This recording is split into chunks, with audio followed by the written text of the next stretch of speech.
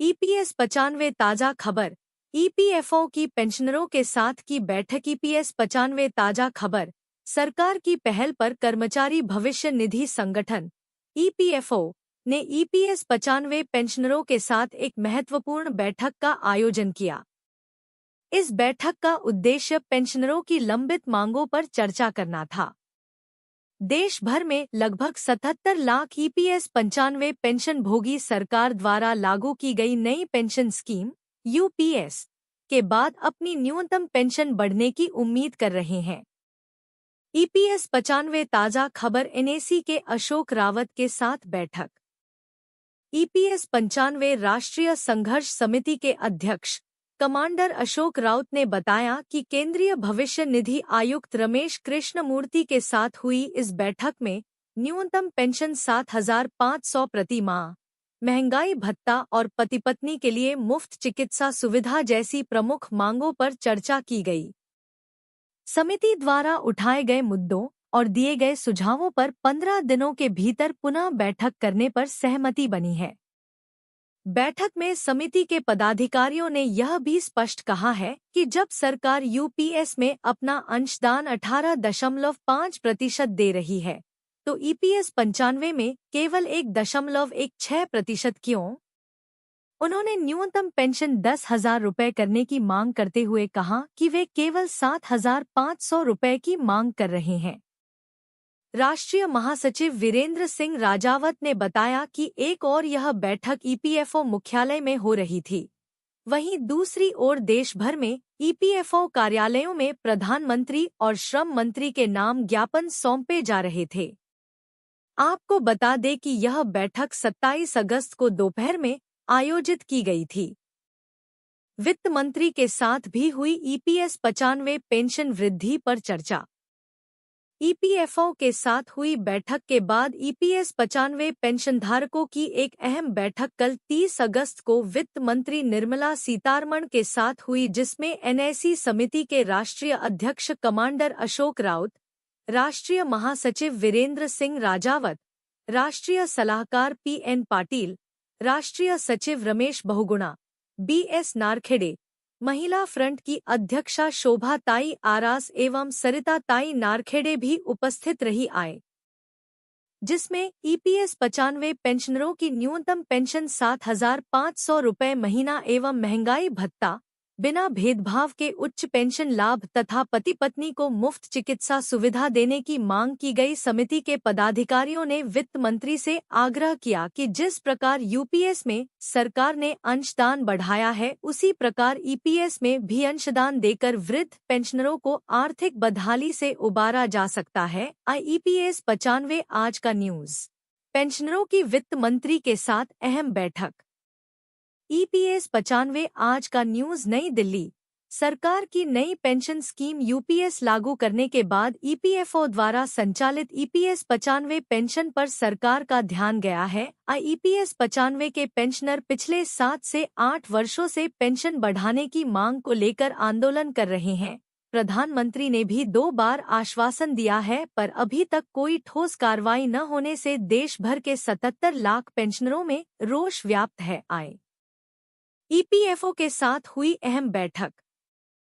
पिछले कुछ दिनों से श्रम मंत्रालय एवं वित्त मंत्रालय ईपीएस 95 राष्ट्रीय संघर्ष समिति के अध्यक्ष कमांडर अशोक राउत और उनकी टीम के साथ बैठकें कर रहे हैं। 27 अगस्त को केंद्रीय भविष्य निधि आयुक्त एवं अपर सचिव श्रम मंत्रालय रमेश कृष्णमूर्ति के साथ वार्ता हुई और 28 अगस्त को वित्त मंत्रालय में अतिरिक्त सचिव एक्सपेंडिचर परमा सेन के साथ बैठक करके पेंशनरों की समस्याएं और उनके समाधान पर विस्तार से चर्चा हुई।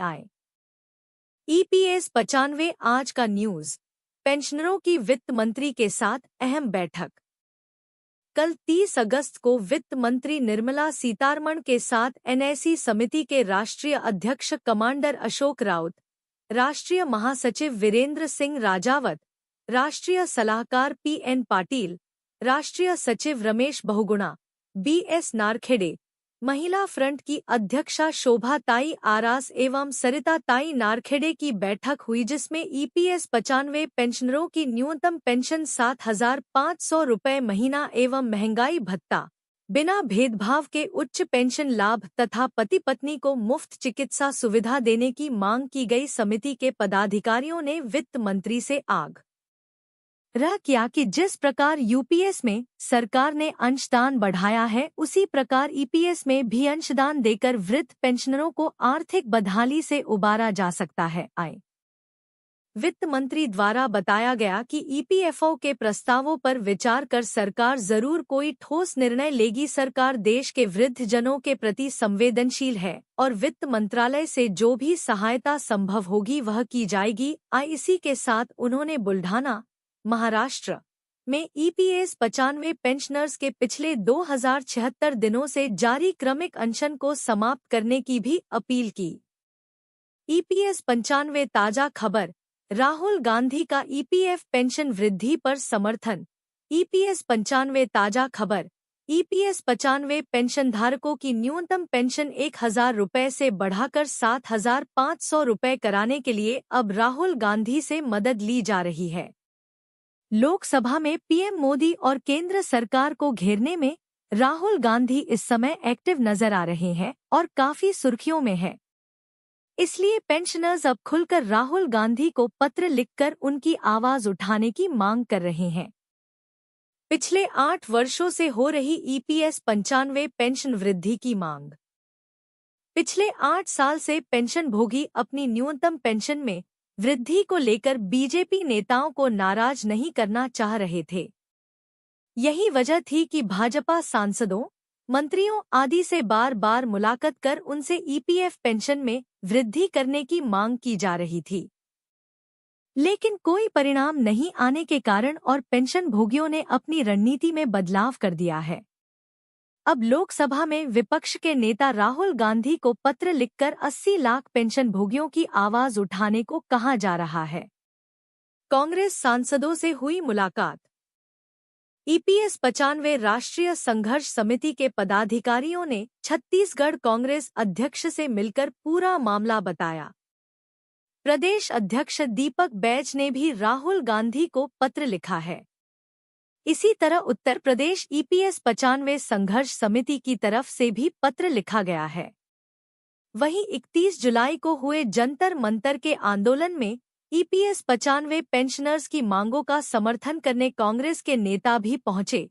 उन्होंने भी इस मामले को राहुल गांधी तक पहुंचाने का वादा किया था।